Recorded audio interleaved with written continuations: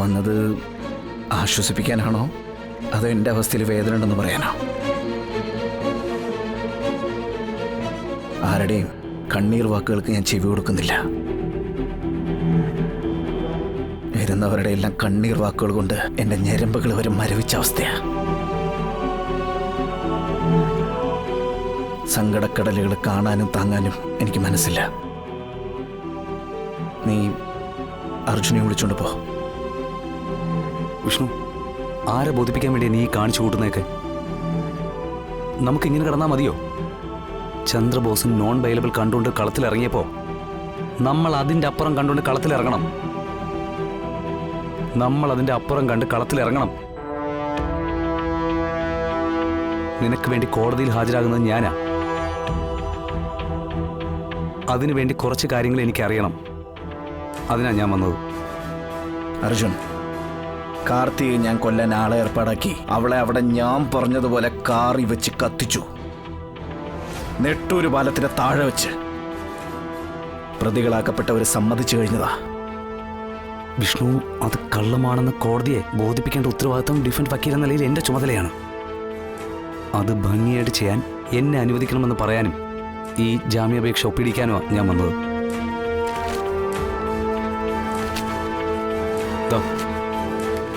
ഇതിലൊന്ന് ഒപ്പിടും. ഇവിടെ നിറക്കാൻ വേണ്ടി വക്കാലത്ത് ഏൽപ്പിച്ചതാരാ? എൻ്റെ അമ്മയല്ലേ? ആ അമ്മയോട് അർജുൻ പോയി പറയണം ഈ വിഷ്ണുവിന് ജാമ്യം വേണ്ടെന്ന്. കോടതിയിൽ കുറ്റം ചെയ്ത് ഞാൻ അടന്ന് സ്വയം ഏറ്റു പറഞ്ഞ് ശിക്ഷ വാങ്ങാൻ തയ്യാറാണെന്ന്. വിഷ്ണു, പുറത്തു നിൽക്കുന്നതിനേക്കാൾ സുഖാടോ അകത്ത് കിടക്കാൻ. കോടതിയിൽ നിന്ന് ശിക്ഷിക്കപ്പെട്ട ബാക്കി ജീവിതം ചെയ്യില്ല.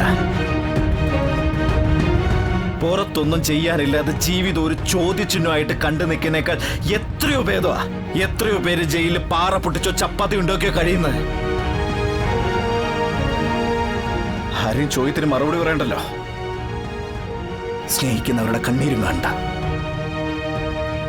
എന്റെ അമ്മയോടൊപ്പം ആ വീട്ടിൽ കഴിയുന്നതിനേക്കാൾ ഭേദം ജയിലിൽ കഴിയുന്നതാ. ചെന്ന് പറഞ്ഞേക്ക് ഞാൻ ജാമ്യാപേക്ഷയിൽ ഒപ്പിടില്ലെന്ന്. വിഷ്ണു ബ്രോ, എന്തൊക്കെയായി പറയുന്നത്? ശാലിനി ബ്രോയെ പുറത്തിറക്കാൻ നെട്ടോട്ട് ഓടിക്കൊണ്ടിരിക്കുക. ആ കണ്ണീര് കണ്ടിട്ടെങ്കിലും. അതെ, ആ കണ്ണീരാ എന്നെ ഉടലോട് നിർത്തിയങ്ങ് ദയിപ്പിക്കുന്നേ. അവളെ ഒന്ന് കാണാനോ ഒരു ആശ്വാസമൊക്കെ പറയാനോ നമ്മൾ അമ്മ എന്നെ സമ്മതിച്ചോ? ശാലിനിയൊത്തുള്ളൊരു ജീവിതം നമ്മുടെ അമ്മ എനിക്ക് തരില്ല. പിന്നെ ഞാൻ എന്തിനാടാ ജാമ്യത്തിന് പുറത്തിറങ്ങുന്നേ? ഇതും ലോക്കപ്പ് അതും ലോക്കപ്പ്. എന്നാ പിന്നെ ഇവിടെ തുടർന്ന് തന്നെ നല്ലത്. എടാ, നീയാണെങ്കിൽ ഇങ്ങനെയല്ലേ ചെയ്യൂ അല്ലേ? എന്റെ തീരുമാനങ്ങൾക്ക് ഒരു മാറ്റമില്ല. നിങ്ങൾക്ക് പോവാം. പിന്നെ ഈ പേരും പറഞ്ഞ് മേലെ ആരും എന്നെ കാണാൻ വന്നേക്കരുത്. വിഷ്ണു, ഇനി തനിക്കെന്നെ വിശ്വാസമില്ലാത്തതുകൊണ്ടാണോ? അളിയ, കൊലക്കയറ് സ്വപ്നം കണ്ടു കിടക്കുന്ന പ്രതിക്ക് ആര് വാദിച്ചാൽ എന്താ, ആര് വാദിച്ചില്ലെങ്കിൽ എന്താ? ആശ നശിച്ചവന്റെ മുന്നിൽ വലിയവനോ ചെറിയവനോ അങ്ങനെ ഒരു ചിന്തയും വരുന്നില്ല. ഞാൻ തീരുമാനിച്ചു കഴിഞ്ഞു എന്റെ വിധി. ജീവിക്കണമെങ്കിൽ ശാലിനിയൊത്തുള്ള ജീവിതം.